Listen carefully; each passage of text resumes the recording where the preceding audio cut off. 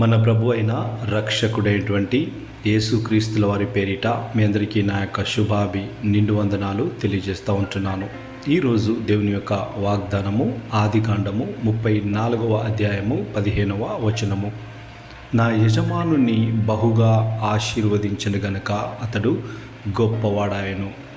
దేవునికి స్తోత్రం. నా ప్రియ సహోదరి సహోదరుడా, ఇక్కడ అబ్రహాం యొక్క ఆశీర్వాదం గురించి వాక్యము చెప్పబడి ఉంటున్నది.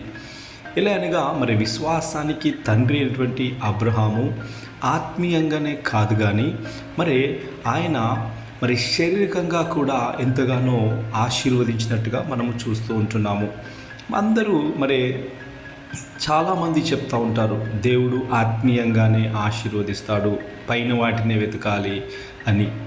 పైన వాటిని వెతకాలి. అదేవిధంగా దేవుని యందు మనము ఆయన కట్టడాలను అనుసరించి ఆయన యందు భయభక్తులు కలిగి ఎప్పుడైతే మనము జీవిస్తూ ఉంటామో మనల్ని ఈ లోకములో కూడా బహుగా దేవుడు ఆశీర్వదిస్తాడు అనేదానికి ఈ వాక్యము మనకు నిదర్శనమై ఉంటున్నది. దేవుడు అబ్రహామును గొర్రెలు, అలాగే ఎద్దులు, అలాగే ఒంటెలు, గాడిదలు, దాసులు, వెండి, బంగారము బహుగా ఇచ్చి ఉంటున్నాడు. కాబట్టి ఆయన గొప్పగా ఆశీర్వదించబడిన వాడుగా ఉంటున్నాడు.